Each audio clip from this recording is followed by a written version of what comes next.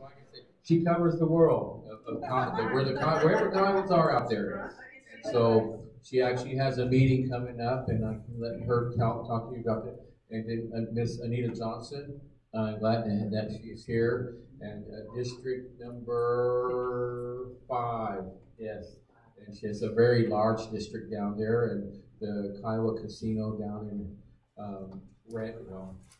ran that down there at Duval. That's in her area, and then we have Renee Plata here, and she is our speaker of our legislative branch, and I'm just really honored to have them here because I'll tell you what I'm going to tell you this. Renee, I live in Ford, but I'm not elected. Oh, you're representing Ford? Not really. I can't really supposed to say that because I was elected under the KBC.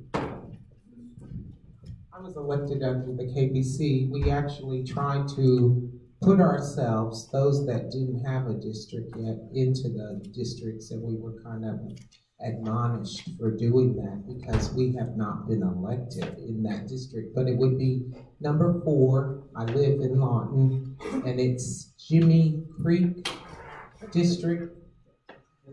I always say that wrong. I want to say Jiminy. And I don't want to offend any of the people that live out there, but it reaches into the mirrors and, out that way. And that's upward. This is, yes, and I'm up for, if I choose to run in that district, that possibly will happen. I'm not sure. but I wanted to say something about the leadership of our tribe and being in that position, this role of leadership. Again, it's a trial and error because of the new time. But I'm going to tell you, I see a lot of the Kiowa women, and they have a lot of strong leadership qualities. And I'm very honored to be up here sitting with these 3 ladies here that I seek information and knowledge because of their leadership roles and what they present. And then as strong-willed Kiowas, full of knowledge, and their experience. And I'm just very honored to be here and sitting up here with them. And the integrity and the decency, the honesty, those things that are there. But I see that in a lot of different Kiowa women throughout our tribe, and the history of the Kiowas. It was the men, the chiefs, that were the leaders. But today's a new time, and there are a lot of really intelligent Kiowa women out there that are just mind-blowing of what knowledge they possess, and so I'm just really honored to be serving up here with them and the other legislators, which are Rhonda Ihady from District 2, Dave Gimmisaddle, who is also a legislator, but he doesn't have a district. Ron Pulaw, the same, does not have a district, but they are the legislators that are not here tonight, and I'm honored to work with them as well. So, but just wanted to do that. Is there anything, Modena, Anita, Renee, you want to start saying something? Let me tell y'all, this man here came in. He's a go-getter, a true leader is what I'm looking at. He's not afraid to attempt to get a job done. So I, in turn, am very proud of Mr. Wolf here, and it's he's for the people of Hobart. I want to tell you, he is out there 100%. Everything he does is for this community, the Kiowa tribe as a whole, but especially he has been on the forefront, and I'm very proud to work with him. And that's what I like to say about your district representative. I'll say the same thing about Ben. He is from day one. I tell you what, he's carrying Hobart's banner Elk Creek. If my sister, my oldest sister was still here, she'd get after me for saying Hobart, because she always said it's Elk Creek, not Hobart. So he's here for Elk Creek, Kiowas, all the way. I'm always holding up Elk Creek too, even though I'm from the Red River District. I'm over there because I'm married to a Comanche. I've been over there 55 years, and so they're just about ready to turn me, but I'm holding on. So Hobart's always been my home country, and I stay over here. My heart stays over here. All my memories of my childhood. I grew up out here at Grandma's house, 6 miles south of Hobart, so that's all my memories of my childhood is here. And this is where I obtained my value systems. In order to enjoy the community here around Elk Creek, you have to be from here. And if you're from here, you know how to be. You know what we hold as valuable to our people, and you know how to behave yourself, and you just know how to be. No matter where you are in this world, you know how to be. So I know that Ben he's traveled a lot, but he always maintains Elk Creek in his heart, and he knows how to act no matter where he's at. And by golly, I'll tell you what, he'll walk into any place, and he's not afraid to ask any questions, and he'll go right to your face, and he'll ask the question. He's not Dia. He is not Dia. Yeah, he is not. Exactly. He'll go right straight up to you, and he'll ask man to man. He'll go up to your face and ask you. He's not afraid. And I'm very proud to serve with Ben.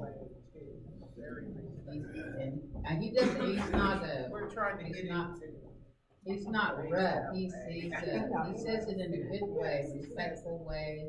Very proud. He represents you really well. He does. Couldn't have a better representative than Ben. Very well. Well, like Anita, most of you know that I'm from this community. And I lived on Lincoln Street, Jefferson, and across from the cotton gin. And there was one other place I lived too, Simpson's housing. So they had but anyway, I'm proud of my little brother, because of his mother is my dad's cousin, and my mother. Your mother is my dad's cousin, Ben, and your mother is also my mother's cousin. So you're my little brother, Ben. But I'm proud of Ben for many reasons. There's not enough time to talk about it right now, but I watch him in action, and he's full of energy and his heart is in the right place. You know, he's not out to take advantage of people. He's not out to hurt people. All he wants to do is help, especially the Hobart people. Man, you got a fighter on your side, and I'm just proud to see that. And I want to thank the community here who pitched in and helped him with, arranging this nice little meal for us. Because when I was in Tulsa, the Tulsa Kiowas, they pitched in for the meal. And a meal means a lot to the Indian people, the Kiowas, to break bread with each other. But they just made a beautiful meal there in Tulsa. Same thing in the Oklahoma City area, the Kiowas I've met with there. And this Sunday I'll be meeting with the Washington D.C. Kiowas there during the week of the NCAI conference. So the list has gone up to 20 people that have signed up to be at the meeting and the meal. So I'm looking forward to that, to share with them handouts and visit with them on their different questions. So I'm looking forward to that. And thank you all for being here. I love the Hobart people. And I hate when I hear, that you're hurting in different ways. I always keep the Kiowa people in Hobart in my prayers for our community. So I probably related to all of you out there if we really sat down and visited. Okay, thank you. Thank you.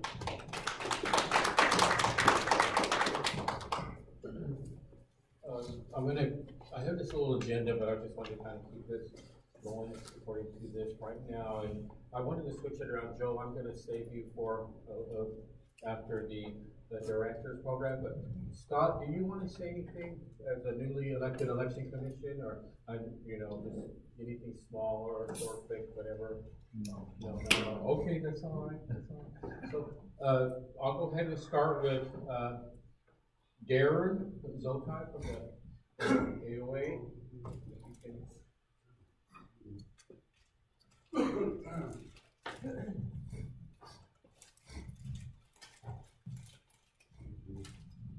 Glad to be here tonight, and glad all y'all came out. And I know like Dale said, my brother, I know him personally, and I knew he'd be good for the job. He's not afraid to sit back, and that opportunity's passing by. And I'm proud of him for that. And he asked me to come over here and share a little bit about the program that I direct, the AOA program, the elder program for the Kiowa tribe. One of the services we offer is a caregiver service, a supportive service.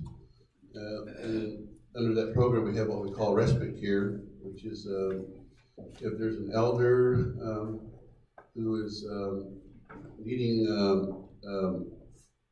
help in the home, like maybe they're handicapped, maybe they got out of the hospital and they can't help themselves, and they need laundry done, dishes washed, need a light meal cooked, need their bed fixed.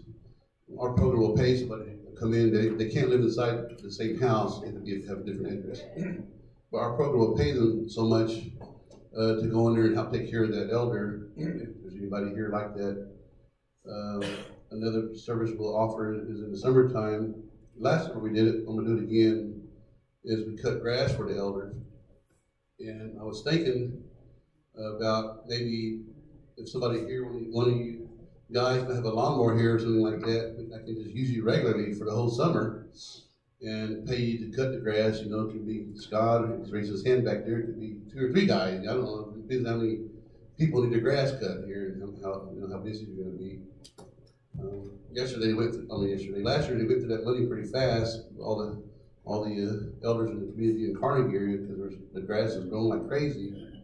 So, anyways, that's another service we provide. One of them is referral agencies, where you call in and you say, "Hey, I got this personal problem. We don't want anybody to know. It's a family matter. Where can we turn for help?" So we do referral services where we refer you to an agency outside of our program that can probably help you with whatever the situation or matter is. This probably around April, I guess it is, April or May. I would like to take the elders maybe to Albuquerque, and I like for some Hobart Kiowas to go, and I would like for Hobart Kiowas to participate, because growing up here myself, I know a lot of us always felt left out of the benefits that the tribe got and the services they got. So I wanted, with that in mind, I want to include all of you guys in any kind of type of service we can provide to you. You are in our district to serve you. So I'd like for some of y'all, like I said, to go. We'll the program will provide a room, and I'm planning on giving a little bit of change to you to help you spending money. Probably about maybe 4 days or something, I don't know. But that's one thing that we do maybe once a year, and I want to try to do every year. Back when he asked me to come, my mind was, taking notes of everything I wanted to say. And I don't know, just like kind of blank. But there's a lot of things that we do. We every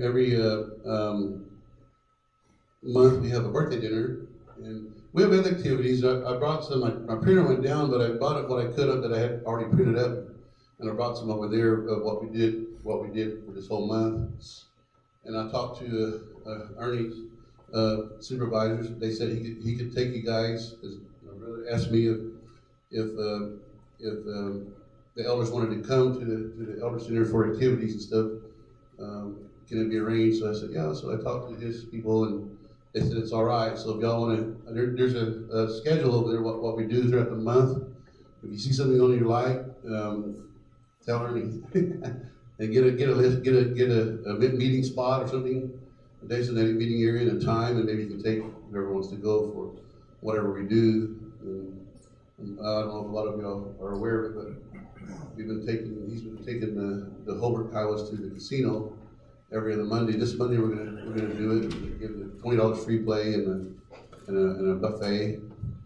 I talked to Steve Queetle today, and he said it's like, I guess it's part of their program policies where they have to have a resolution, and he said they're working on it now. They're going to try to submit it for the next month's meeting. I guess the guys are going to have, and it's regarding the dirt road south of the Quackins, up on the hill there, where their houses are, and that dirt road they're going to asphalt it all the way to the T section, I guess, and then go back to the what they call Funkhauser Road, I guess, in front of Mama's house. They're supposed to asphalt that, they said. Then he said we're also wanting to do that road that goes to the cemetery, but we can't because there's a guy named Heavenberger, his name is, that's kind of standing in the way. But he says we'll build a new fence, new easement, and everything. And he said we'll even have the engineer to sit down and explain to him how beneficial it would be to his land, being more of a higher value once it's all done. So if any of you guys know that individual, maybe you can talk to him. And then Steve said that, I think it was the BIA or something like that, said that if there was already a road coming from the north, it would have been a lot more convenient and closer.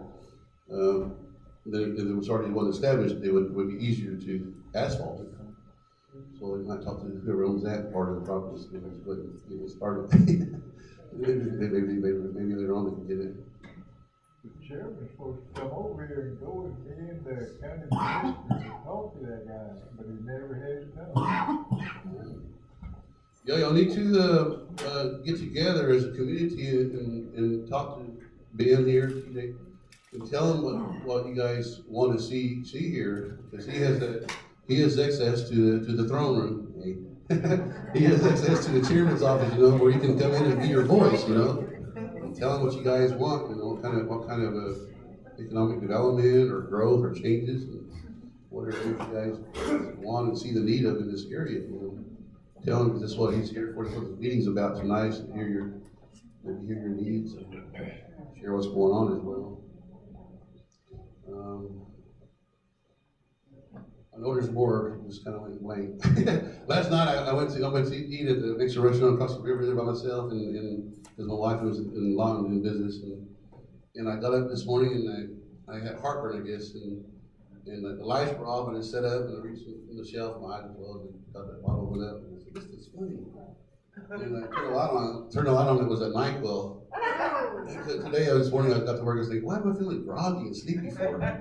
All day long, I felt run done. So anyway, that's kind of how I feel standing up. But I know there's more to my program. We're here for you. Like I said, the AOA is here to serve you in any way that we can within our policies and our guidelines, and according to there's money available as well.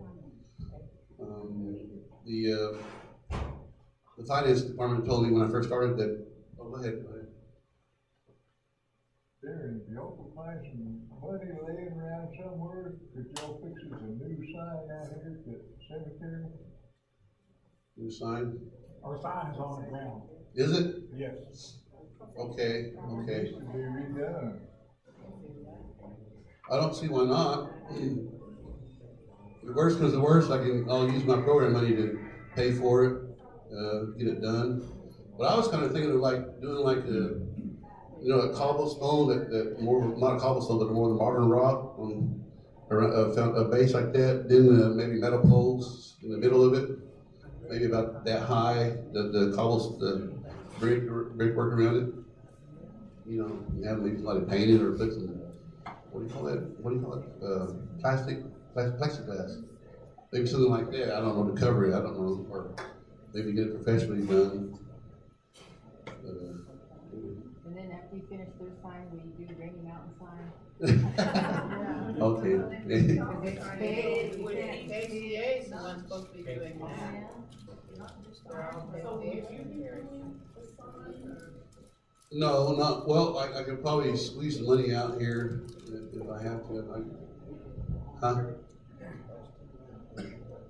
I got some secretly set aside that I'm sitting on and saving for. Probably April or May, because we got our new funding in April. Also, if you guys can't get a hold of the CHR or the fast track to take you on like doctor's appointments or anything, call AOA and we'll arrange to try to help take you where you need to go. Even if it's to the city or not, you know, I don't mind doing that because I'm there for you. I'm there for all the elders. Man, is it possible that KCOA could fix that sign out there? We can ask. Yeah, Mr. KCOA right there. Just to let y'all know, on Saturday, we have a bill pending. It's called the first modification to the annual budget appropriation for fiscal year 2017-18.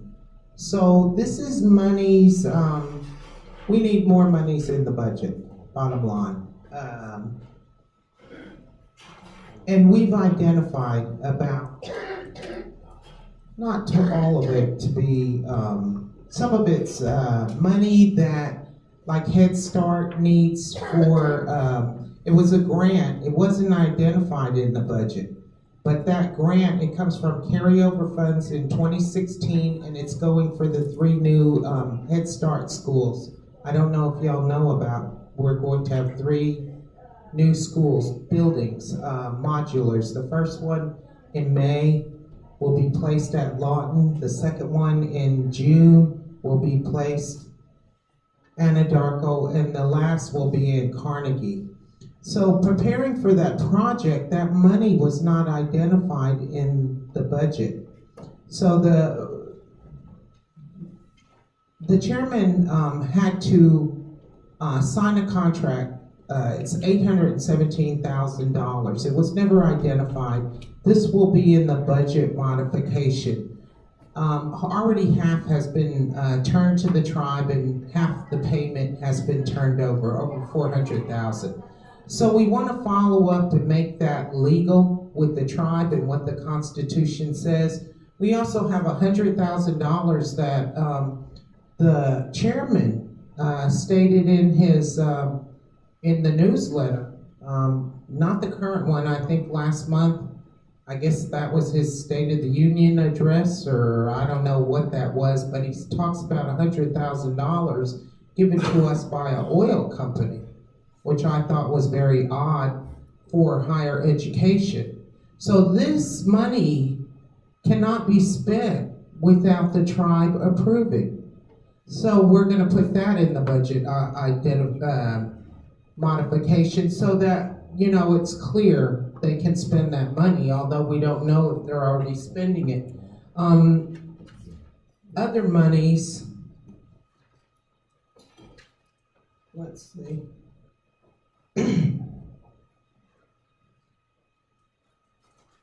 Okay, so KGC is going to give us $200,000.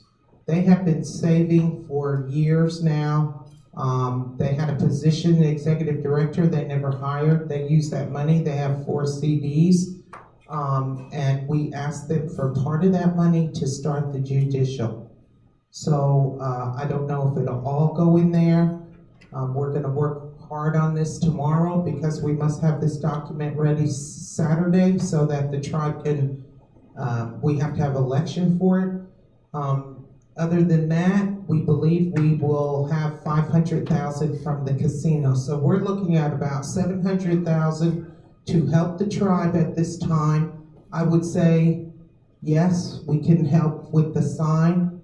Not so sure about yours. But the chairman is the chairman of the KCA. And so, you know, certainly as being chairman of the KCA, I would be on it to help our tribe, number one. I don't know, he did let us use the soil conservation building in Lawton for our meeting. What was that, a week ago? We had a meeting over there. So I'd also like to know, you know, what monies are going to be spent for your elder payment, and I would love to contribute. We're also looking at putting money in social services. I understand they've already gone through the $100,000 that we allocated in the budget. Our main problem on the legislature side is we don't have any money for legal fees. The chairman has claimed all monies. It kind of is not fair because his lawyer was contracted hourly basis, and then the vice chairman divulged to us that they signed a contract with him for $10,000 a month. So $10,000 a month is what the tribe has used. It was a line item for the tribal budget. We didn't have a line item for legal, but neither did the executive, but he claims all that money. Meanwhile, our lawyer is not getting paid right now. I mean, we paid him to a certain point, so all that money has to come out of our budget. So we're asking that the tribe fund our lawyer also. In addition, I want to put monies for communication to the tribe. You know, we have people that, you know, Facebook Live is good, but it's not good. So I don't know the means exactly of how we can do this. But I'm going to put that money in our budget to do it. And then to find out, I've asked the casino to give me expert assistance through IT that they can tell us a way to bring information to the tribe. And so these are kind of some of the plans that are going on. Tomorrow we'll debate where all that money goes. And since we're here in Hobart, and you're fortunate enough to know this because we didn't, you know, I didn't know everywhere I could appeal to get money for the tribe. And so it will be the first modification to a budget under the new Constitution. I would ask for your support when it comes forward. It'll be about 60 days. We didn't have an election for what, 4 years, 5 years? Now we've had one after another. You know, it's kind of confusing, but everything in this Constitution says you must be transparent. I intend to, in my tenure, of course, I come up for re-election. I'm trying to make things as transparent as we can, and I feel the legislature is also this way. Now, on the other side of the building, not sure what's going on, but hopefully that'll be revealed. But we must have the court system. We can do nothing without the court system. The judge has appealed at our last swearing in. He told the chairman and myself the court has to begin because the tribal members are calling him. So there's issues with the Constitution, with what we've done. The chairman's supreme power is that he enforces the law, and I don't see that being done. So that is where that is. We'll vote on that. I hope that passes with my legislatures. We looked hard for the money and we want to make some corrections. I'd make more on their side, but we had a little meeting with the new treasurer, CFO today, and then compliance grants officer that was hired yesterday.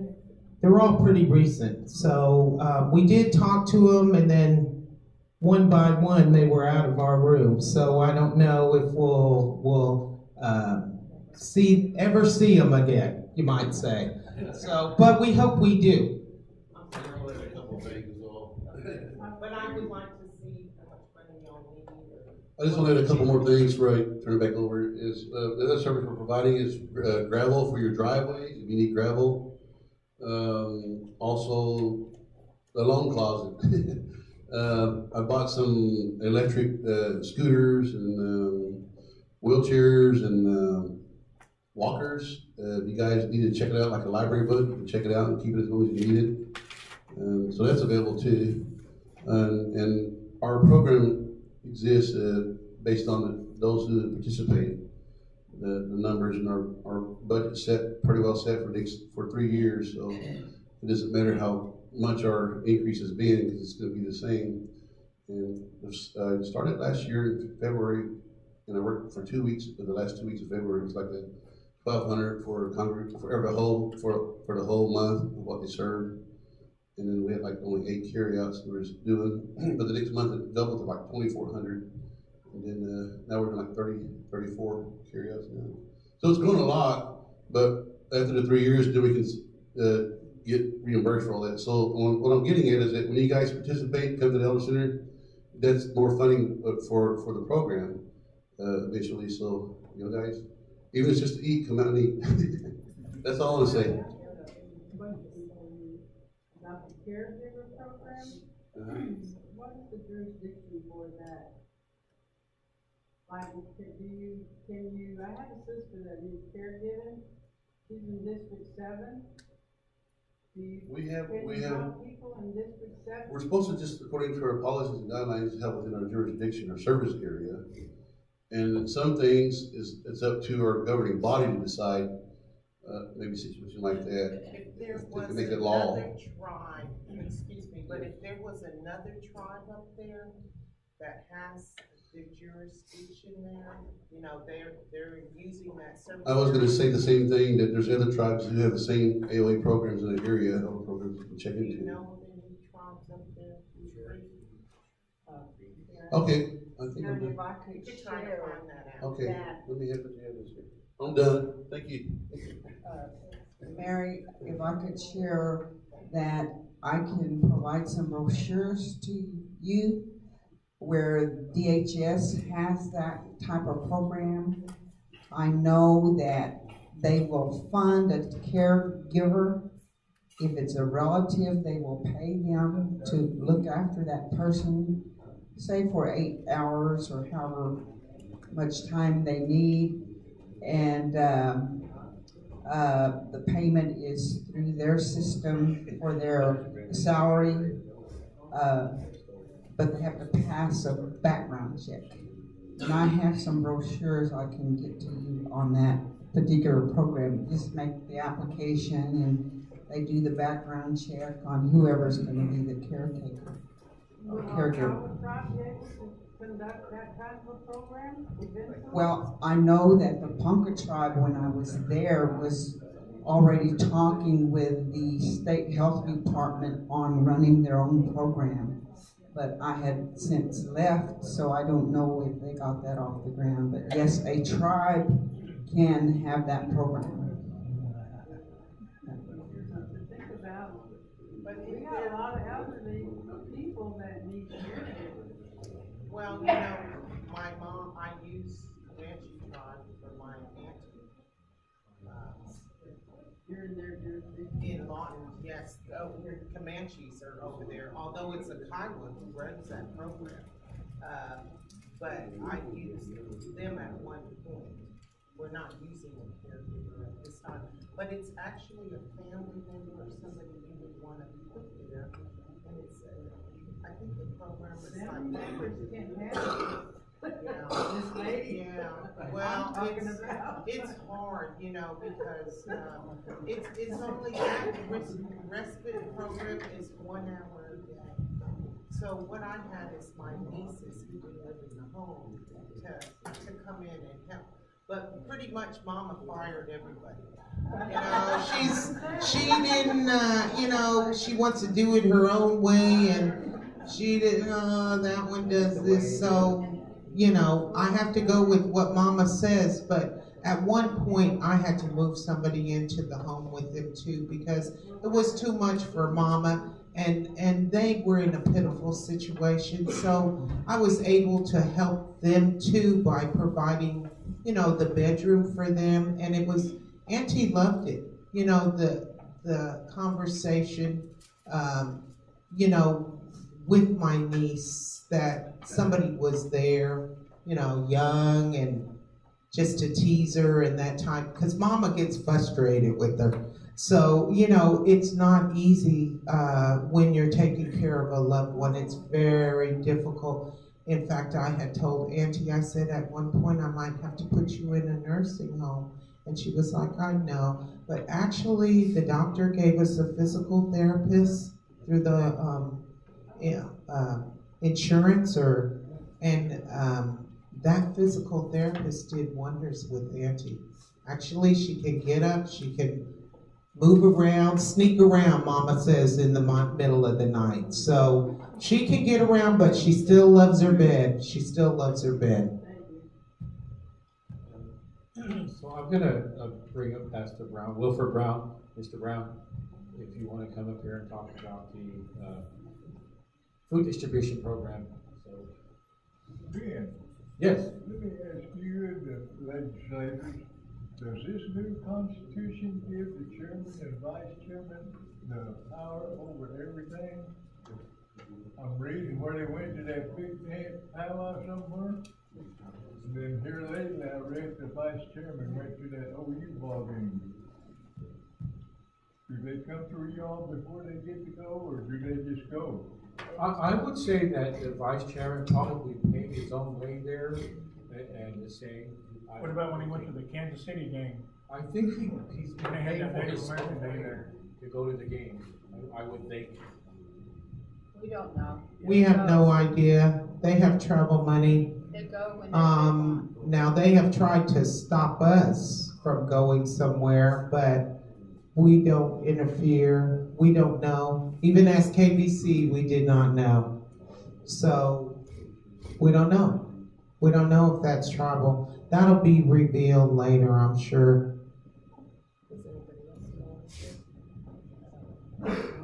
I know, Ben, you might correct me if I missed out, but I believe right now they're in Florida, right? Yes. Attending a energy conference. So they must be looking at some economic development type things, or else they wouldn't be going there. Right? It could be wind, what do you call it, the turbines? You just never know. But I would like to believe that they've gone there for a good reason. I wish they would start going through you, the legislators, and the KIC before they do something like that. They could be with some, some pyramid scheme or something. I don't know. We don't know. We've heard they've talked to investors on their casino project, their lawyer has. But we don't know really. We heard they went to Denver over growing marijuana. They went to the economic, the Res conference last year, and that's basically was like setting up payday loans. We don't need that for our tribe. Those are expensive. They get people in. We don't need that. I don't think they went there. We have never been told what's any information on any travel they've made. I don't remember any word since even KBC ever. I I think more transparency. We weren't even told who the audit company. A little bit more appreciated. I'm sorry? I think more transparency from the chairman and the vice chairman would be a little bit more appreciated. Yes. Like, one of them could have been here sitting with y'all, speaking to us somehow, some Yeah. way. They could have been video conferencing or Sure. even just over the phone. Exactly. So we could speak to them like we're speaking to Well, you. they're just across the hall from us, and how do you think we feel? We thought we were going to get locked out of the conference. Out of our own rooms. At one point, it was get out and find your own place. No, I'm not leaving. We represent the people at the complex. We appreciate y'all. So, the representation that y'all give us. And I do come to speak to us. I would Uh, like. It will be next week in Washington. I did invite the chairman here. He did say he wanted to come here, and he wanted to be here, but this conference, that the convention that he went to, he had to go do that. And so anyway, but he said he did want to be here. I think the next time he will try to come here. But anyway, I wanted to again introduce Wilford Brown from the food distribution. All right, good. I'm glad to be here with you tonight. I'm glad that we're having the legislative meetings around the districts, and I think it's very informational. It's very good, and for us to be informed what's happening with the tribe and latest issues and things like that. So I'm glad you guys are doing that. For those who know, I think most of you know me, my name is Will Brown, and I am the director of the food distribution program for the Kiowa tribe. This month will be 2 years since I've been as director for the program. The food program has been in existence since 1982. 1982, when I first came on board there with the tribe. The program has vastly improved throughout the years. The selection of food, the commodities, has changed vastly with the produce, with the meats, and everything. I remember my mom was on the program back in the early years, and it's so different, you know. And we're continuing to expand our food program. The food distribution program is under the umbrella of the USDA. That's who our funding agency is, and there are food distribution programs all over the United States. Different tribes and nations have them, and they're very important to the tribes and nations. Many of our clients who come to receive and pick up their commodities monthly, sometimes that's their only source of food. If they don't get their commodities, they don't eat. And really, the food program is only supposed to be a supplement.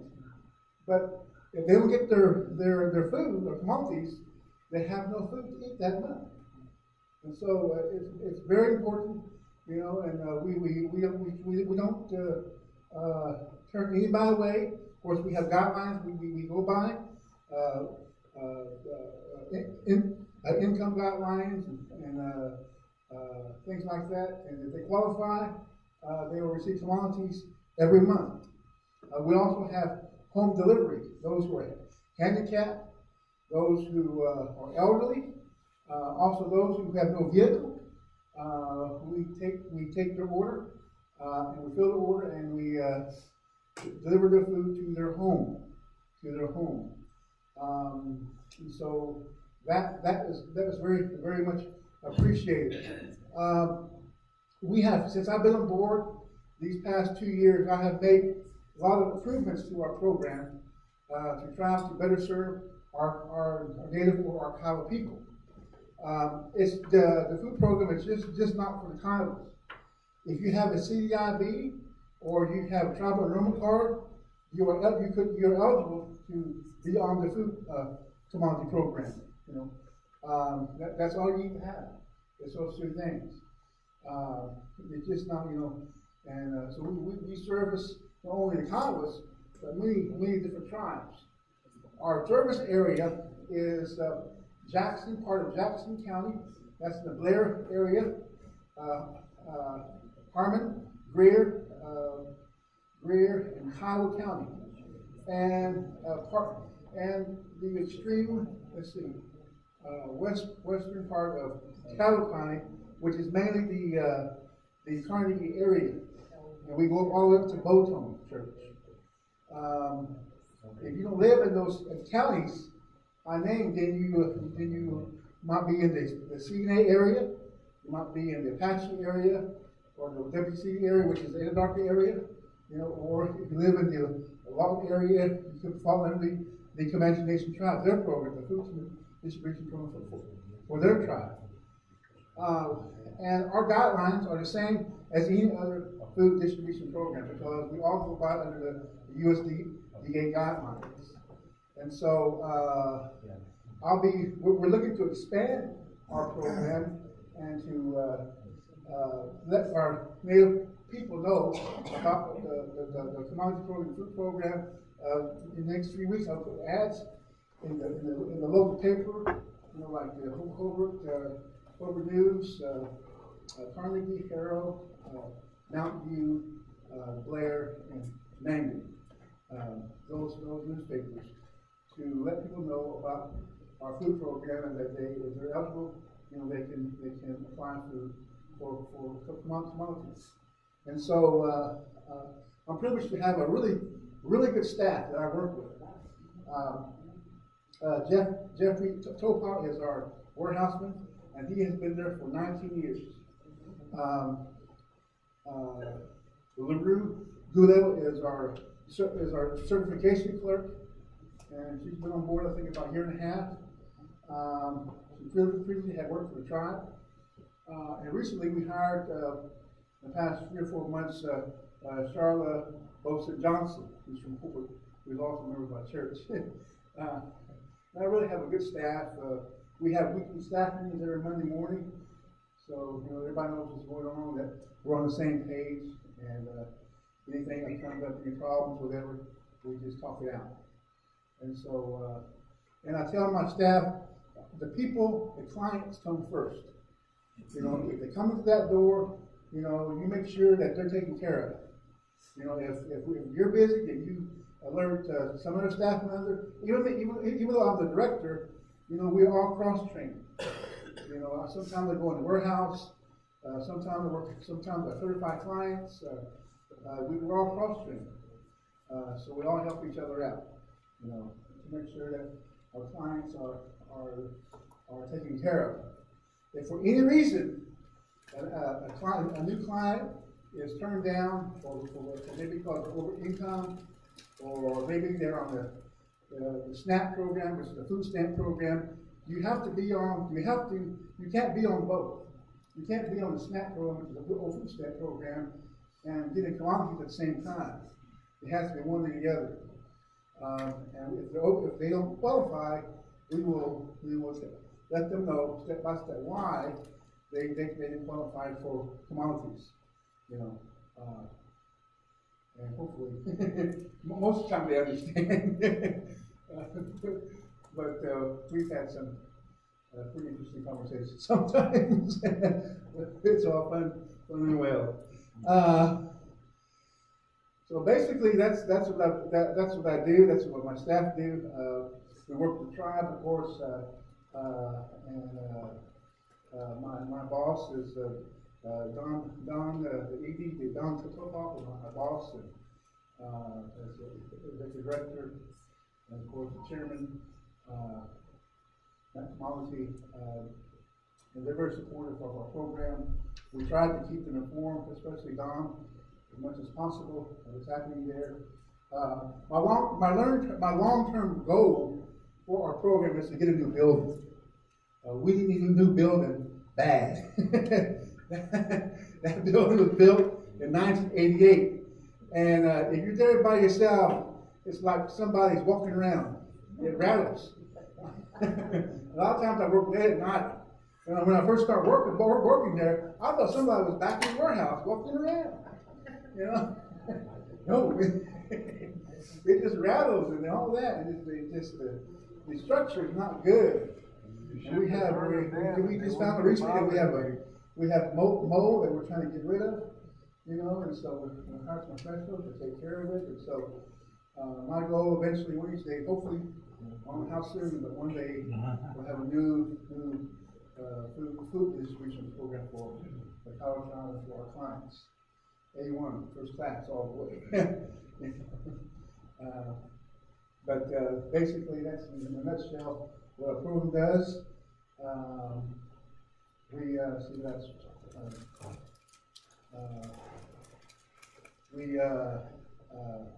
We're going to start a nutrition program. A nutrition program, hopefully this spring. We have food demonstrations. We have a kitchen there. We're going to get it ready to have food demonstrations at least maybe twice a month about the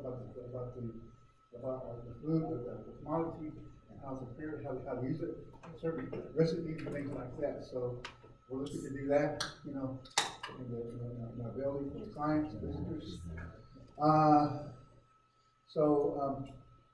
Those are a few things that we're trying to set. If you look at it, if you get the Kiowa News, I have an article in that page about recipes. And somebody said, "Well, did you fix those things?" I said, "No." But I get them and I put them in there. But people have tried them and they said they're really good. So we try to keep our Native people, our people informed about our food distribution program. So, is there any questions I can answer you about the Kiowa food distribution program? Any questions? I have one. Yes. The nutrition Okay. yeah. Is that funded through your grant, or Yes. or is it extra money? No, it's funded. Okay, is that something that was ongoing, or you That- never tried? They never did that.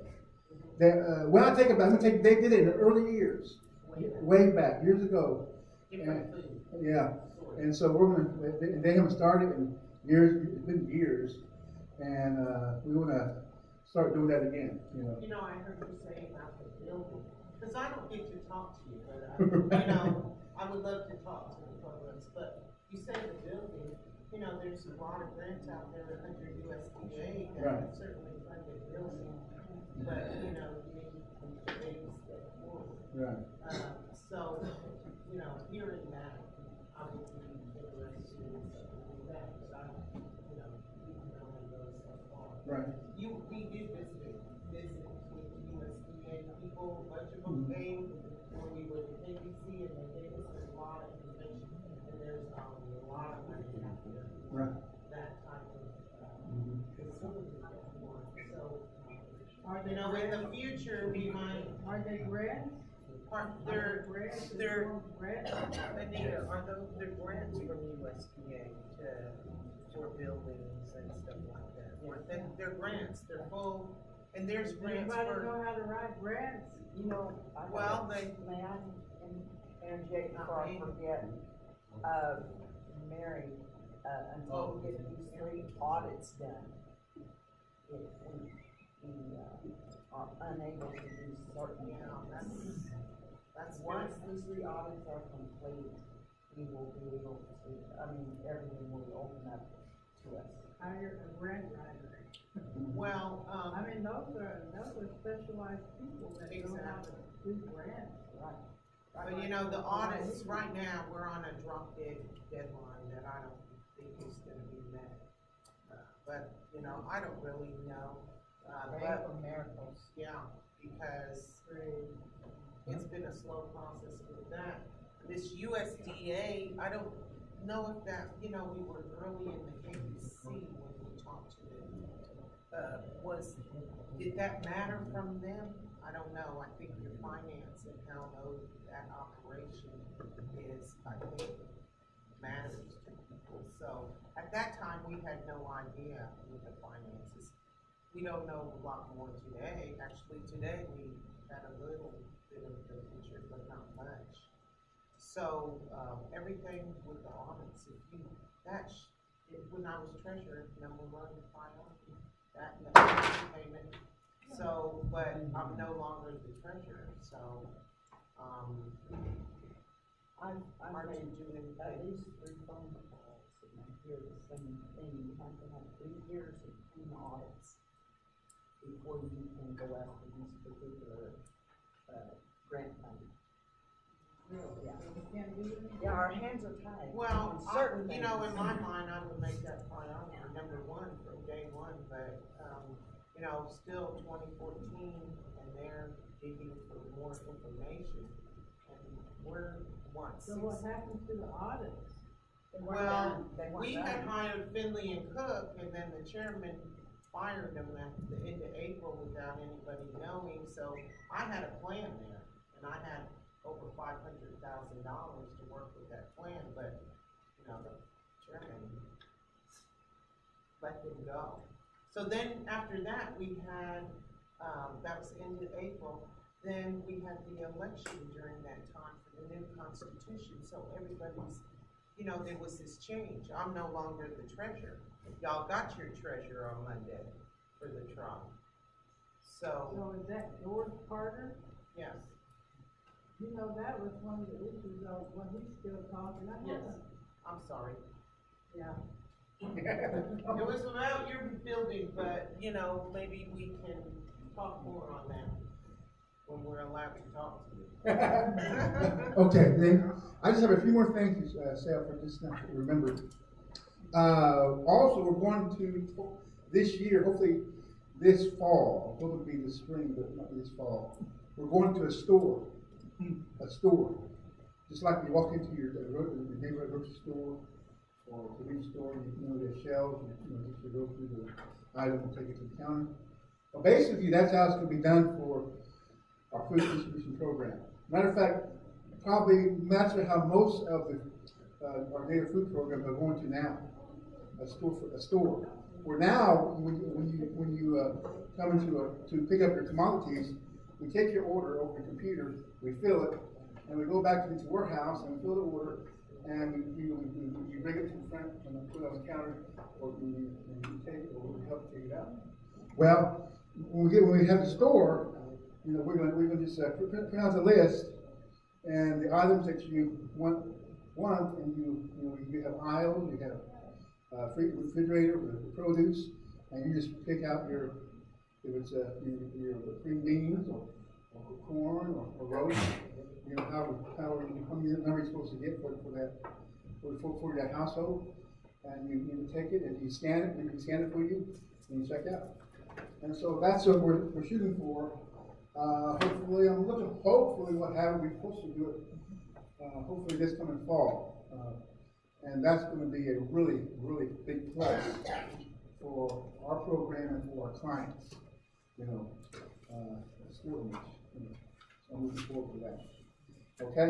Real quickly, if you know or you know somebody who wants to apply for commodities, all they need to bring is have the proof of their CDIB or the tribal enrollment card, 1 month's proof of income, bring your Social Security card, and also those cards that maybe anybody else can add on your household besides yourself. A current bill with a proof of residence, and you cannot be on the SNAP program to be on to receive commodities. So anyway, that's the program, and with that, we're part of Rattle Pepper Tribe. I think it's a very important thing. Burnett Duganofsky was asking, can we buy commodity cheese? No, can we just get commodity cheese? I wish you could, but no, we can't. Do you have that on the website, the requirements of the program, so that Yeah, somebody doesn't? I do right here on the Cover Tribe website. Okay, very good. I forgot to bring applications. I was going to bring, and I left them on my desk this evening. But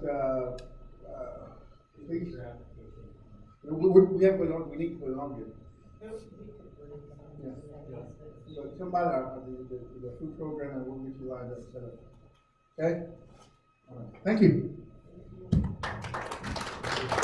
Maybe learn to use the microwave to cook a meal too instead of just popcorn. But just to let you know that the USDA for the region here is right here across the street from here. We have the USDA department here. and we have a tribal liaison. I don't know if you knew that, but apparently there are grants there. I don't know, Darren, is Lahoma our grant writer for the tribe? Do you know? I don't know. Or consultant? Well, consultant, okay. But I think Lahoma does. yes. Anyway, just wanted to let you all know there is a tribal liaison right across the street here, and I just found that out a couple months ago. And there are grants out there for different things, you know, with the USDA. Yes. So, okay. Sounds And good. Do the audits first. Well, the tribe has more power. We can, you know, we can sit on our side, but call the chairman and ask him, where is the audit? He said the audit was complete, would produce the audit because we found out like 2 days later. No, it's not. So that's been over a month ago or longer than that. And we heard, he said it was complete.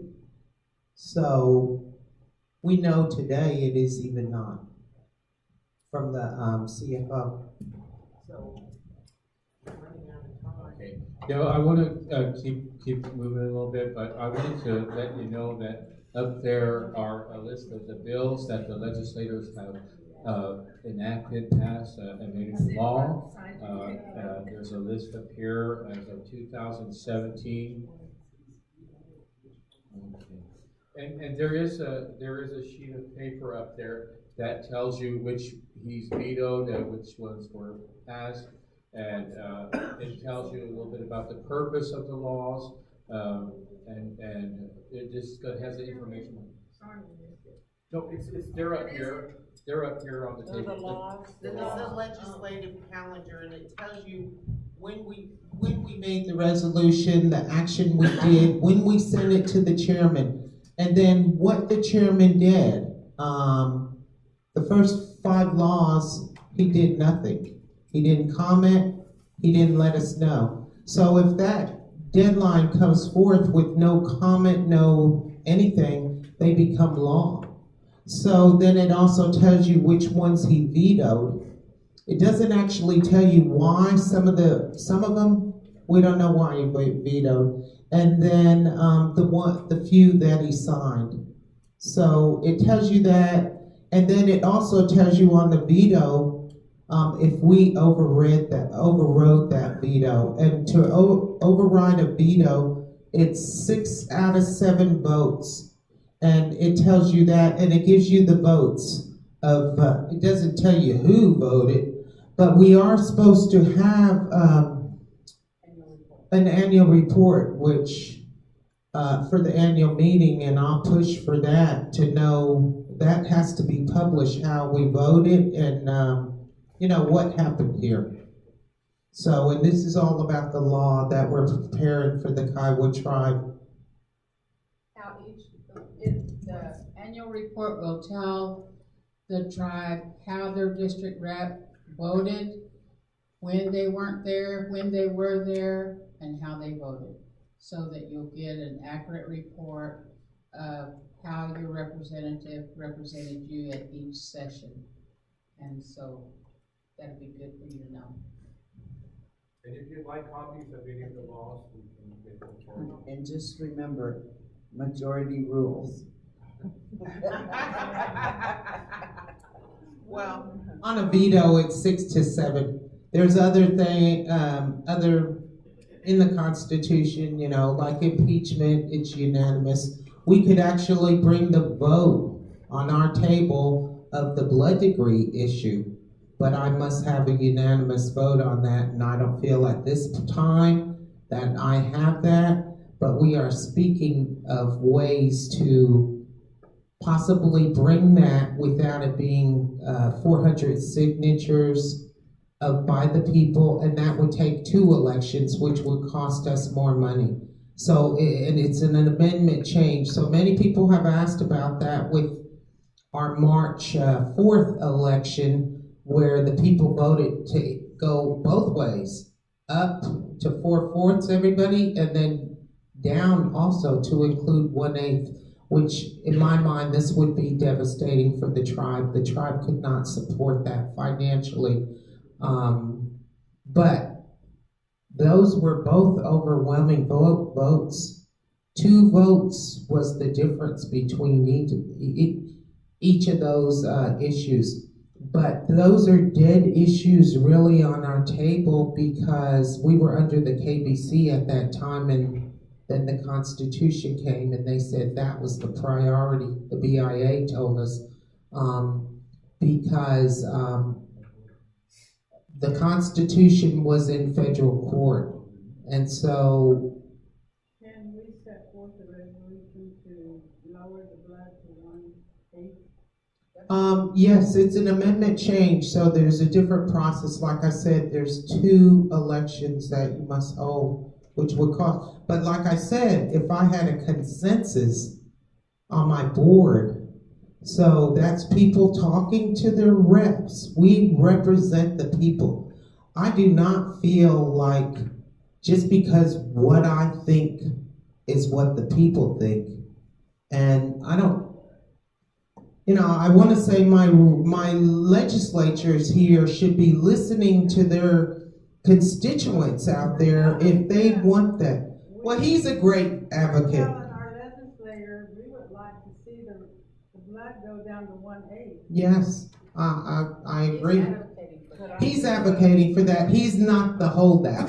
I can tell you that right now. He is not the holdout. I also think we bring them up to 4/4, that will bring the 1/8 already up. May I comment, please?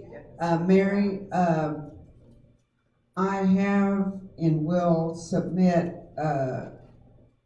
or I have submitted a resolution that the people will vote on. And right now it's worded this way. Should the KIC have a future vote to lower the blood quantum to 1/8? I am submitting that, and I did talk with my legal counsel, and he said this is a way this could be handled. So there would be a second vote. If the people pass this, then there will be a second vote, which will actually say, shall the KIC, yes. So, yeah, there's 3 votes, I'm sorry. Yeah, there is 3 votes. It would take 3 votes, so that would take 3 elections you're talking about. No, when you meet at Red Buffalo Hall on April 7th, Davetta will work with whomever and present that. I thought that's what this meeting is for, to get our resolutions for the April. It could be. Yes. I got Sarah Lone Wolf. If I could say Sarah Lone Wolf in the Tulsa Kiowa community got up and read her resolutions that she has did she submit those to you, Davetta?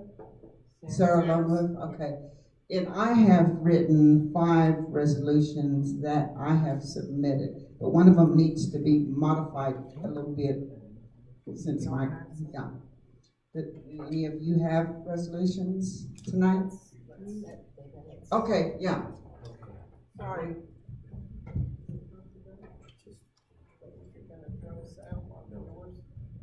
Just really quick, then I want to go on and we call Joe Poe up here to talk a little bit about the Real quick, Henry Ware asks, we once had tobacco codes. Do we know why we no longer sell tobacos? How about gasoline tax? Will we ever have a gas tax available to raise revenue for the tribe? And then I'll come on. I want to say. I want to say there's issues with that. On the last smoke shop that we had, I mean, there was an issue, and that was the smoke shop that was at the casino that the tribe managed, and I believe Amber made some deal to pay the bill that had been pending for years. So I'm not sure. Would that tell Mr. Ware?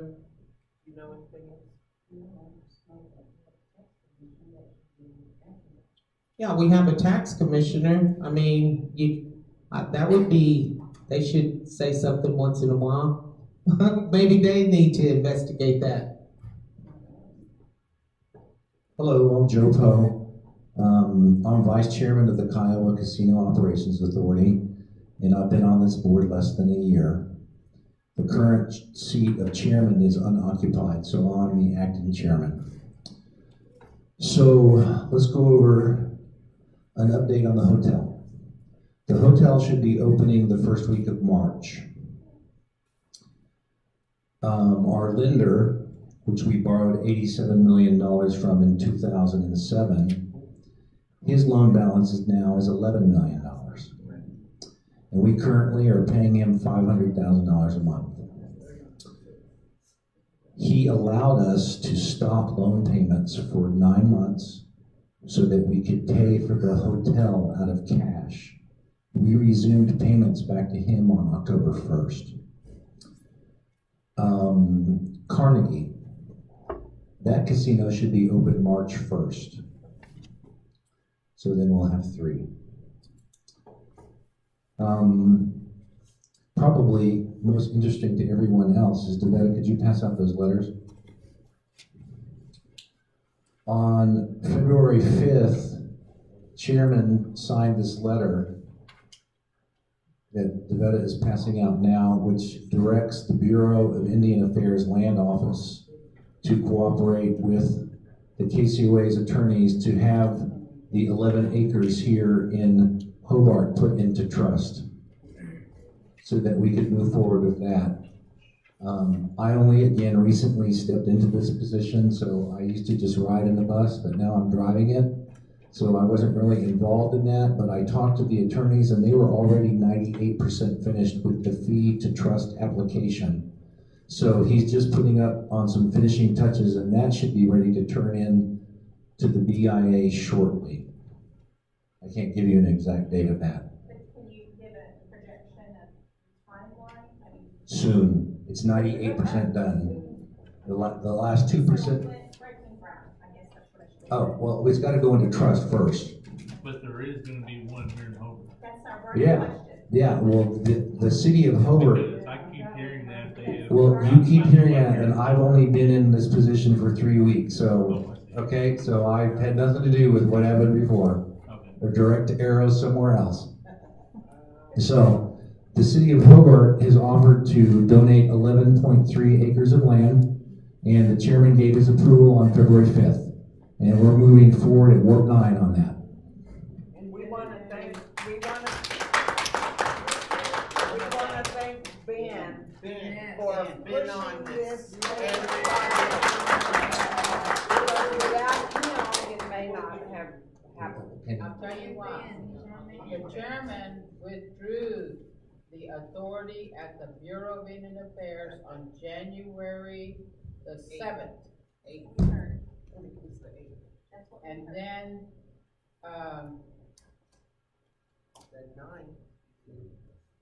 something like that, anyway.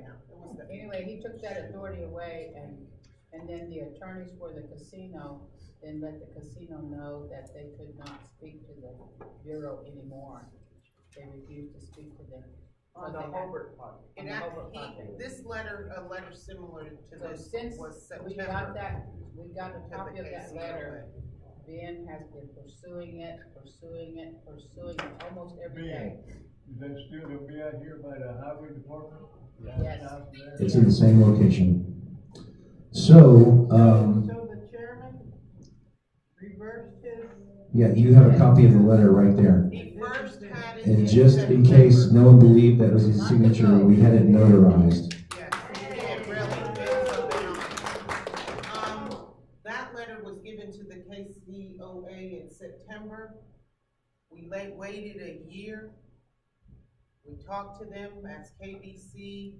The chairman at that point, when we first came in, we thought it was going through, nothing moved. In September, I believe you gave Joe the authority for them to start moving along, getting the fee to trust. Then on January 8th or 9th or 8th, I believe, I have the whole, actually I didn't bring that whole document in my car. And we don't know why the chairman suddenly changed. And then there's a series of well, no, Ben has been very No, he consistent. had The guts to talk to the chairman and see why whatever is going on. Yes, go ahead. We've supported this from the beginning. What? They were gonna build one by the Elgin exit before they build ours. Yes, exactly. Well, So I think maybe the focus turned. The Elgin Casino is the chairman's idea, and he has not made me privy to what he's up to and his ideas. And he's the chairman, and he's allowed to do what he wants because he's the chairman. But I'm only talking about the things that are in my front lawn. He'll make more money here than he will over there. But we're moving forward with this project here. That's all I'm worried about. So in some other matters, we are looking at 2 other areas. And today I got a go-ahead from a group of attorneys that have looked at, or who have reviewed a package that we began in April. And today we looked at some land, and I can't tell you where. So why are you telling us? Well, because it's to let them know that we're just not playing checkers. Anyway, so now I'll just let you all ask whatever kind of questions you want, except don't throw rocks at me because I've only been driving the bus for 3 weeks. I used to just ride in it. So the application to put that big trust of land has been sent? No. It's 98. We had the KCOA's attorneys have been working on that for 10 months, and they're about 98% finished with it. So then it'll go to the Bureau. This is the only thing that has gone to the Bureau is this letter. Yeah, the approval. We have to keep checking to see that this letter is the other good. 2% be completed? I would say 4 to 6 weeks. It might be next week. That's how long it'll be until the last 2% is finished. I think that a lot of us don't know the operations development. We don't have that. You guys are the what we want to know is like a hopeful timeline. Are we talking a year, 2 years, 10 years? Oh no. We're talking about. You know when it's going to start building, open operation, the jobs that are going to be provided. I believe if this was in the process at the BIA when Zinke came here, he would have signed it. We did not know Zinke was coming here. We signed a fee to Land Trust that had been for years pending with Mary Phelan on one side, Anna Toby on the other side, which I'm suspect with that whole relationship, to give a tribe who had no land in Oklahoma but their home base into the most northwestern part of the state. Did the Chickasaws, are they pushing that? Because it's Shawnee's default on that casino. It makes me think, are the Chickasaws, in the picture, because they have no land. This is the furthest west where a casino will be, is right here in Oakland. So Chickasaws can't come in unless somebody lets them in. So it just seemed odd. In answering your question, the Hobart Casino is projected to employ about 65 people. And I can't give you an exact date because I don't know how long the Bureau is going to take to do their deal. I mean, I can't give you a date because I just can't. I'm not going to say because I don't know. Well, I guess I'm not asking for a date.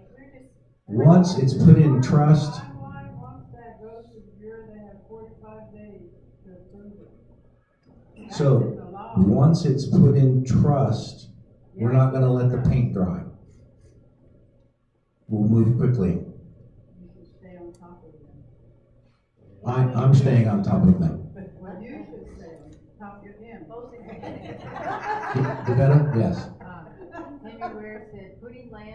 trust can take 5 to 10 years once the application process is complete. How far along in that process are we? It has not been submitted to the Bureau. However, the package, the file is 98% complete, ready to turn in. Okay.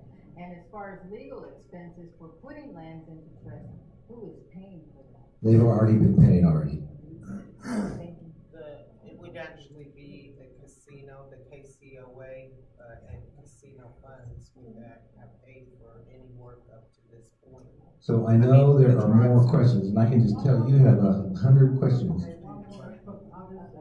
After it's put in trust and approved by the carrier, how long after that? Soon as it's put in trust, we're going to take bids out for an architect, and we're going to take bids out for a general contractor, and then we're going to move forward and put a big tent there. No, we'll put a roof.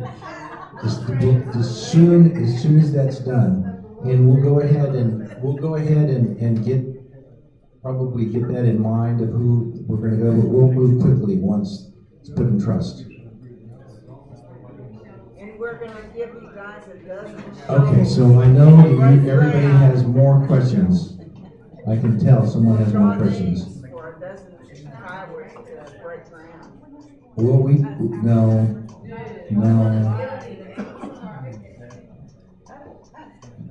You have questions. I just see a question on your face. What is it?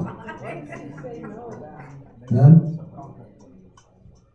Is there any questions from the internet? No questions. That's it then. Okay, so the project was begun in 2011 when there was no government and there was no one to sign papers, so they did a study, and that's all there is. There's been no design, architect design, nothing. The plans were to just build a casino. Are you talking about Hobart? Yes. How long ago was it started? The economic feasibility study, which I have right here, was completed in 2011. That's 6 years. And nothing could have been acted on until the new government was in place.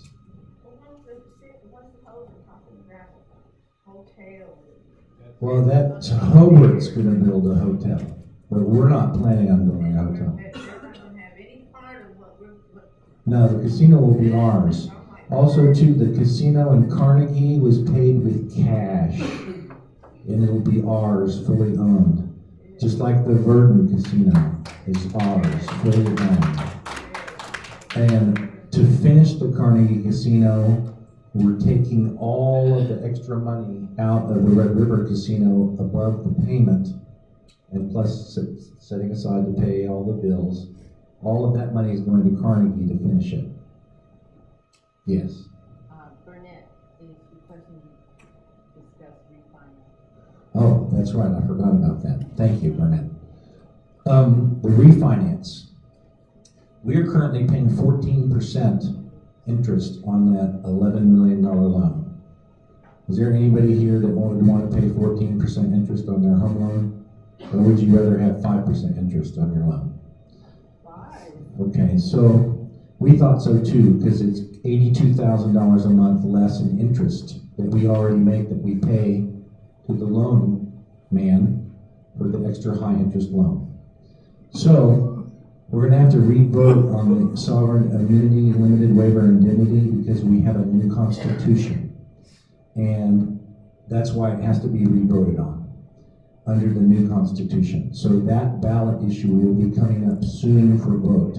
And I want to urge you all to vote yes, because it saves us $82 grand a month, which is about $1 million a year in interest.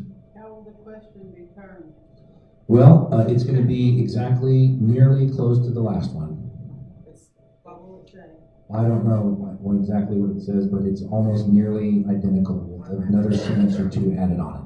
We just got it yesterday. It's not firmed up yet. Yeah, it's not completely firmed up, but it's being worded so it works.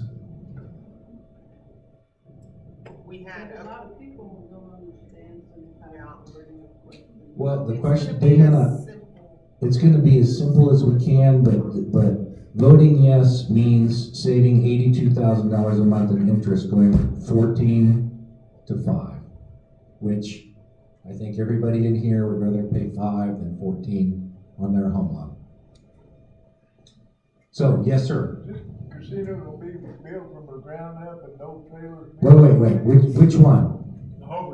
Hobart, it's no trailers. It's gonna be a real building. Is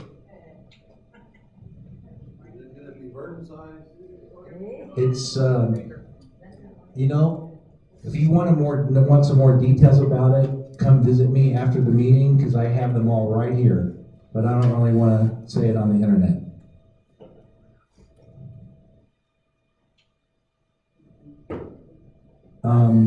The Hobart, this southwest area is really a hot spot for casinos, because there's a lot of people from Texas that come to Lucky Star and Clinton. Now, I'm gonna say the Chickasaws are looking at this area. They've already got. The Chickasaws have no more right to this area than the Japanese Empire, because they're from Mississippi. Well, that's what I said with They've the already got the Panhandle. They've got a casino going up over at, Guyman. It's actually 51% owned by the Eastern Shawnee tribe, and they partnered with the Chickasaws, who own 49%, to fund it and build it and run it. So my point is, we need to keep the Chickasaws out. I hope you're not Chickasaws.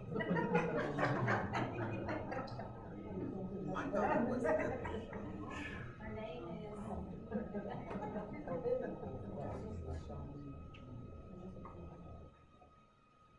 Okay, someone's got some more questions. Any more from the internet? I want to say, Yes. more than 62 people use FPUs that are going to be employed at Hobart. I think it's. We're being conservative. I mean, it could employ 90, but I'm not going to say 90, and then it only employs 65, and then people want to kill me. I mean, Carnegie is going to have 46. 7. So it's going to be bigger than that. I'll show you the numbers. Well, they're in there. Okay, come on, some more questions. This is everyone's favorite subject, I know, and you've never had anyone that will talk to you about it like I am. Come on, or next time. My mother asked what are you going to use for free? What do you want? Free play. Yes, elders, our program is elders get free play each month. Well, it's our favorite subject at the moment because our plant closed over here, terminating over 200 jobs. So a lot of us are looking for employment. Well, that's good. Why it's part of our favorite. As soon as it's put in trust, we will not let the paint dry. Yes. Yes. Every so often they'll get a catwalk and Well, right now, when the loan was taken out in 2007, in the loan documents, it states that the tribe can only get $100,000 a month in a land use fee. So the tribe has had to adhere to that. But very soon, after the refinance is done, the payment to the tribe is going to go to $300,000 from $100,000. However, even before that, we're going to approach the lender to ask if we can have more than $100,000. So we're working on it. As soon as the ballot issue passes, which we're working on the language right now.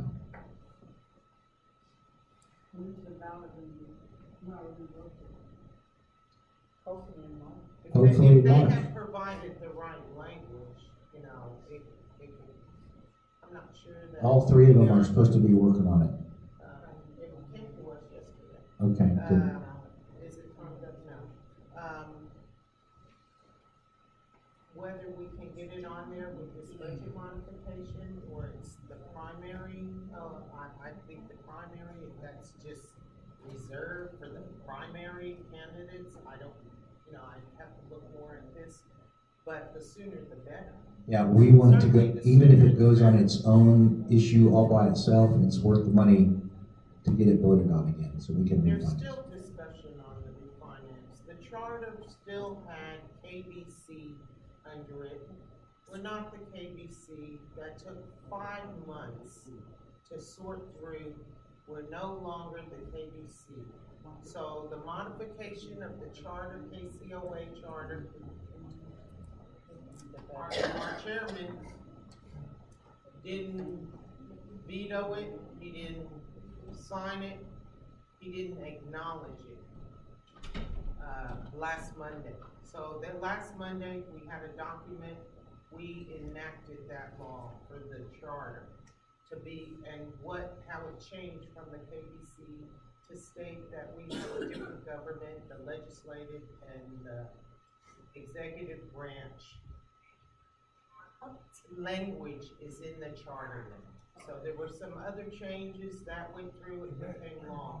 So that was kind of the issue between the KCO and us. We could not give the waiver of sovereign immunity away. We, in the Constitution, we can give a little bit away, up to 100,000. But when you're telling us this is going to cost the tribe $27 million, you're going to have to tell me more. 22 million. Whatever it is. You're going to have to tell me more. And remember, we've already borrowed the money. Where is that? It's in the Lumen loan and those 2 other loans. We've already borrowed the money. We're just we're replacing the money we've already borrowed with cheaper money. Okay, I understand that. But that was worked on for 5 months over that charter that stopped. I know there were differences on it, but we could not authorize the chairman to sign a document that didn't have the proper language in it. It referred all to the KBC. And so this has been a back and forth with us, and we want the proper language. And now we have it with the charter, at least to get rolling. Now we must see the language for the waiver. So we have it. I believe it was mailed to us yesterday. Today was that budget. We wanted to probably look at it. I wanted to have it from Saturday, but I don't see that. The legal part of it. We gotta know it's all the right language. But for the tribe, we're gonna make it simple to understand. Like they did the last time. It's pretty simple. I thought, you want to do it. Basically, it's what we're doing. I know we're running short of time now, and I want to call David up here. Thank you for being patient. And thank you, Joe, for the information of the casino. David, if you want. Now that it's time to go home, I've got some forms for you to look at and consider some issues that you would like to write up. You want Joe to hand out those forms? Yes. Joe. And first of all, my name's Davetta Gimasetto Dumbo, and I was raised around Mountain View, and I returned home in '93, and now I live in Chickasha, and I work at the Kiowa Tribe with Indian Child Welfare. And I was elected December 16th as part-time coordinator. And the goal is to have 4 branches of government in place, which is what this Constitution is. So now we have our executive, legislature, Kiowa Indian Council, and judicial. So the goal is for you to be a part of this government and be a voice with this government and ask questions, and we want to keep you informed. So I appreciate that when the legislators set up a meeting that they also provide program information because that's helpful for you all, so that you can find out what's available for you. And we just want our program services to be able to provide for all of our communities. I think the biggest challenge would probably be District 7 because they don't live around here, but that's going to be eventually addressed, and that's something we're going to be working on. Since this Constitution was implemented last year, we are experiencing a critical transition time, so we are working out bumps, but the best part is KIC's part of it. And I'm excited for you all. So that's why we're meeting with each community and district so that you people are able to ask questions. And if you want specific issues to be considered during our first annual KIC meeting, which is scheduled for April 7th, consider the form, consider how you would like to word it, and then turn it in to me. You can I have a mailbox at the Kiowa Tribe. It's Kiowa Indian Council. And I also have email. It's kic@kiowatribe.org. I haven't got the office set up yet, but hopefully I'll have it set up within a few weeks. And then I'll have a landline and a fax machine. So it's working right now. It's just not working fast enough. But in the meantime, I'm reaching out to you, and if you need to speak to me, you can call me through the tribe and they can transfer you to me, because I'm there from 8 to 4:30 Monday through Friday. And I do have email, and I do look at my email every day, every evening, hoping to hear from everyone, but I'm also needing to get more information out to you. So if you have any questions, yes. Mine is probably simple, but I really don't know who to address it to. The election board, legislators, I don't know. Is Burnett on? If the District 7 can be tracked, where they can, I heard that they can choose a different district to vote in. I heard that, and they may not be true. It is true. But if the election office has the capability of monitoring, tracking, whatever the lingo is, for those individuals that choose a different district, why can't we? I mean, like both of you said, I completely agree. I'm in Carnegie District 2, I think, but my heart is here. My heart is here, and I want to vote here. I want my vote to count here. I bet you guys have been asked this lots of times. I bet you're simple, but I mean, is it possible? Is it something that can be tweaked a little bit? We should have the option to vote. I believe that can be done by an amendment to the Constitution. But I don't have, do I have to write it, or can I wouldn't even know how to write it. I've had a discussion with Renee about a month ago on this. Renee, they got a good question for you. Could you ask that again? Please ask that again, Yvette. What's the question, Yvette? If she lives in District 2, why can't she choose Elk Creek as her district number? To vote. Burnett, where are you on the internet? Miss, you know. My physical address is here. My permanent address, I should say, not my permanent address is here. And this is where you'd like to vote? Yes. And See, I thought, monitor District 7's choice, they get a choice, why can't we? see, you know, Yvette, I wouldn't want to tell you. My mind is, I'm losing my mind here. But, you know, with everything. So, you know, a month ago, I don't even remember that question, to tell you the truth. But I read something recently. Anita reminded me, District 7. Do we have Burnett? Burnett said you must vote in the district you live in. Okay, so who can... You can amend the Constitution, but it takes a while. I believe there's something that says District 7, is that the only one? I'll find that out. And then if it is something where you have to amend the Constitution, I believe it said, I thought it said, It's not an easy thing to amend the Constitution. Is it going to be an option down the road? Well, if somebody brings up that option, well, if you wanted to lead out on that. and see, then there's more to it, because how many voters vote? 30% of the registered vote. The election commission is telling us there's all these missing addresses. So, and the server at the tribe does not connect the program, like if they get the tags. It should be telling other programs, you know, especially the tags, because everybody have, you know, a lot of people have tags. I don't know how many tags, but they register and they have to register their address. So I'd say that's current. Then you have enrollment getting addresses. Well, that may not be so current because, you know, I haven't been to enrollment for over 10 years.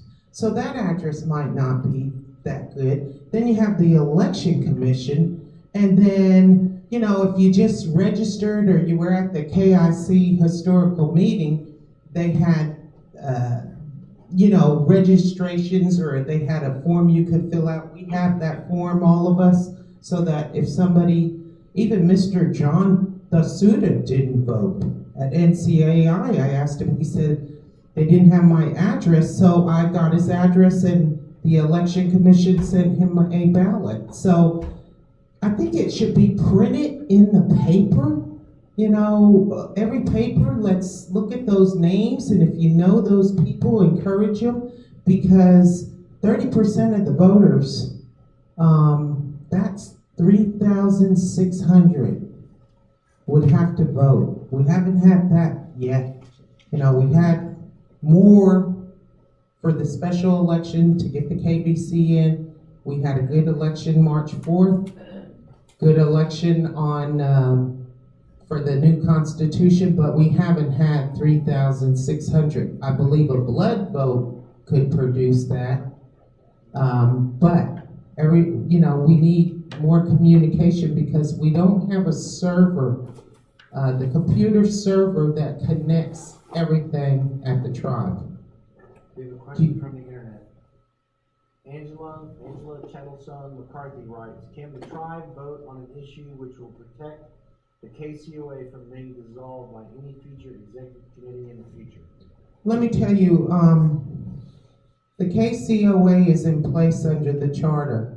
What we changed on the charter was one particular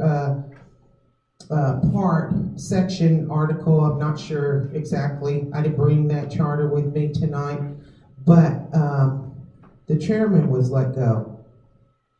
It was under the KBC charter at that time. Well, we're no longer the KBC charter. That was one of the reasons that we appealed to the KCOA to tell them, hey, this document needs to be updated.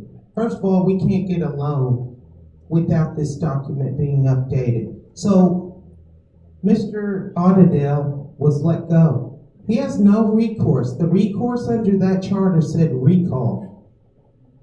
So I don't know why there was like a barrier to change that. But, you know, after 5 months, we just did it.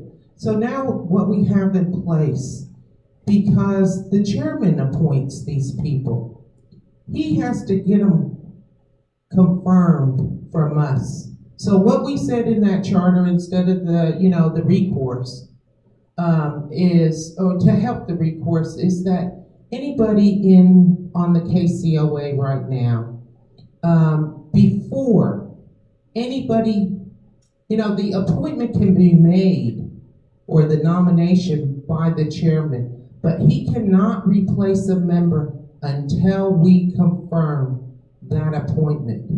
So it kind of gives time for, what's going on here, why are you replacing people, are those people qualified in those positions? We've only had one appointee. We concurred with the election commission and those people, we concurred with that. But we had that serious nomination for the treasurer on Monday. And, pardon me? Yes, the vote was 4-3. So, you know, you have to accept your defeats, but it isn't over. Yes, he was. But obviously the ones that voted the positive did not consider that, or that was not the question to them. So what can happen is if a new chairman comes on, suppose we get a new candidate and somebody else comes in, they, like the national government, can replace the people they appoint. But the legislature must confirm. The executive branch already made an appointment for the treasurer. They refused for that person to come before us. So, you know, we set the confirmation hearing. They don't appear. They're not getting confirmed. So that person, they had already put them to work. So it's a bypass of the Constitution that keeps happening. It's happened more than once. So that person, we never got to confirm. They, on the day of the confirmation, they had told her. Do you have, as legislators, to overturn a violation of the Constitution? In what way? Well, if the chairman confirms. I only have the court. I must have the court. You have to have the court. I must have the court. Mr. Audidale is hanging. I'm sorry. He knows I always tear it for his name. I'd rather call him Robbie. But he has no recourse. Is this fair? Is it fair if somebody from the tribe gets let go, terminated, that they don't have a recourse? They have one. And we need the judicial. People have to be made accountable. That has never been done with the tribe. So I'm for the judicial. Yes, we do. We lack money. On the budget, the chairman submitted 0. We rejected that budget. The first budget, they put 0 for law enforcement. A police chief was supposed to be named immediately. 0. We put $51,000 in both of those budgets. We've used very little money only for the swearing in for the 3 judges, and then for the appointments to the commission and where else? The election commission, and then the housing commission. So the 2 new legislators, the judge sworn in. We have Hendrickson, first name? Mark Hendrickson. Now we get a court, the chairman's gonna be able to do anything he wants, right? I'm getting the court in one way or another. We want to push forward. The judge wants to. He made the appeal to us at the last swearing in. So I need a place for the judge. I had hoped it would be a secure, he must have secure place. I was hoping it could be behind the casino in the office building. Part to the right is unoccupied. Well, I was told that there was a change in the plans. They need that for storage because they're not getting the other building. That would have been the perfect place. It's under surveillance, it has security 24/7 there. Why not? But I was told that's not available. So I haven't found a place, but we're going. Actually, the judge said he could sit at our desk and chair, but we need the court clerk. We're in the process. Do you need the money? We'll never get the court if the money isn't appropriated. And I want to appropriate that money. So I appeal to you on the budget modification. You know, we'll have discussion on who gets what tomorrow at our table. So hopefully we can get the court up and running. He said he needs a desk and a chair. He also needs a court clerk and he needs security. We cannot have him. I don't see any place on the complex grounds. You know, go here to this place and that place. You have to have more the judge But has, if he says he just needs a desk and a chair, these issues that are being brought before him are important, and we need that. yes, Give him a desk yes. and a chair. He also need a court clerk. I heard HR was writing the court clerk, that Donnie Topod was writing that, our ED, and, you know, I'm not sure that he could write that, but the judge, the judicial will do their own hiring. It won't be the complex.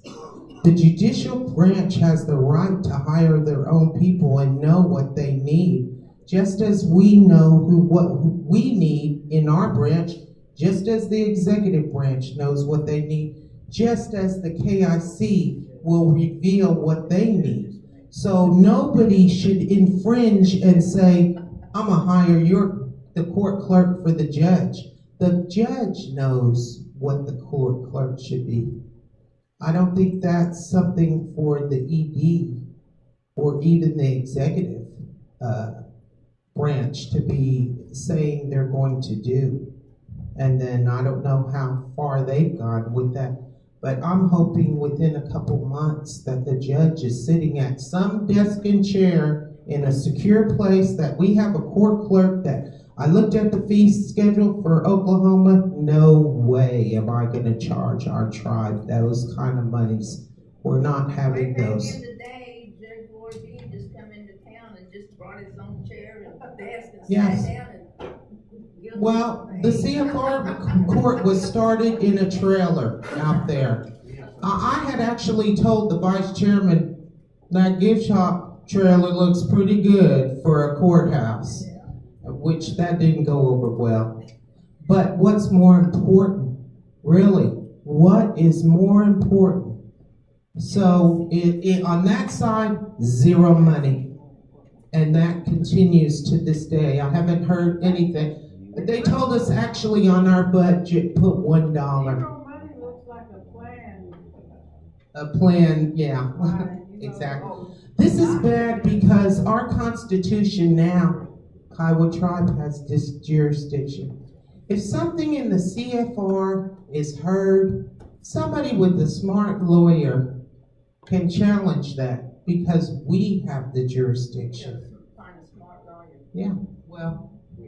Oh, You know, somebody who gets the wrong, maybe there's a child welfare case, you know, something like that.